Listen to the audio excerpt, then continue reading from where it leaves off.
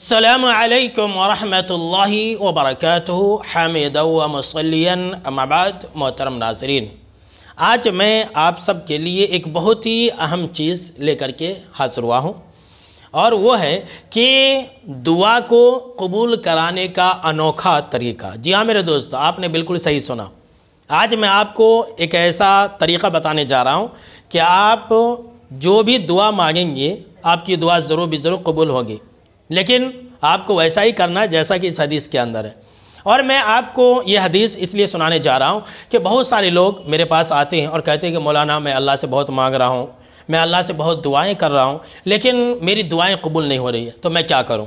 تو آپ ایسا کیجئے، آپ کی ہر دعا قبول کی جائے گی۔ صحیح مسلم شریف حدیث نمبر 2733 ہے۔ ام درداء رضی اللہ تعالی عنہ راوی حدیث ہے، کہتی ہیں کہ آپ صلی اللہ تعالیٰ علیہ وسلم نے فرمایا کہ وہ دعا جو ایک انسان اپنے بھائی کے لیے اس کے پیٹھ پیچھے دعا کرتا ہے، اگر آپ اپنی دعاؤں کو قبول کرانا چاہتے ہیں تو یہ طریقہ اپنائیے۔ ام درداء رضی اللہ تعالیٰ عنہ کہتی ہیں کہ ان کے شوہر ابو درداء رضی اللہ تعالیٰ عنہ کے 300 سے زیادہ دوستہ تھے، اور وہ ہر دوست کے لیے اسی طرح سے دعا کیا کرتے تھے جیسا کہ اس حدیث کے اندر ہے۔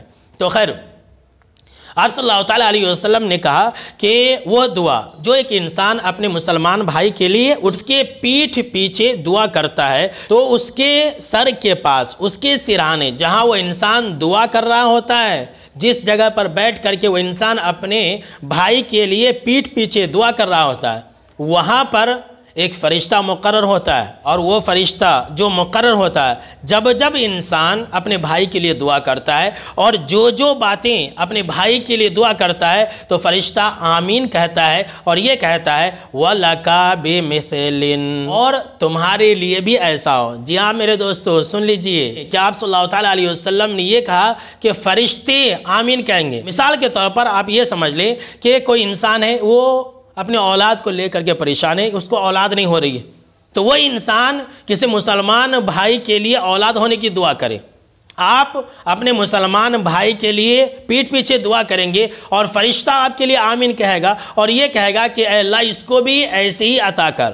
آپ انسان کے لیے دعا کر رہے ہیں، آپ کے لیے نورانی مخلوق دعا کر رہی ہے نا میرے دوستو؟ انوکھا طریقہ، اور اپنی دعاؤں کو قبول کرانے کا آسان طریقہ یہ۔ اب یہ نہیں کہ آپ اپنے بھائی کے لیے پیٹھ پیچھے دعا کر دیجئے اور صبح میں جا کر کے بول دیجئے، تو یہ اخلاص کے منافی ہے۔ آپ اپنے دوستوں کو بولے بغیر دعا کیجئے، نام لے کر کے دعا کیجئے۔ جو چیز آپ کو ضرورت ہے، جو چیز آپ کو چاہیے، آپ جس مسئلے کو لے کر پریشان ہیں، آپ دوسروں کے لیے دعا کریں۔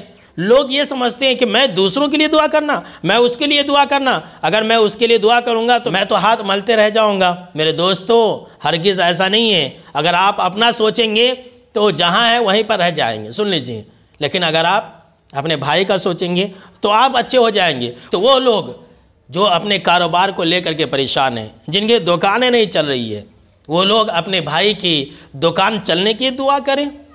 جو لوگ اپنے رزق کے مسئلے کو لے کر پریشان ہیں، وہ اپنے بھائی کے لیے رزق کی فراوانی کی دعا کریں۔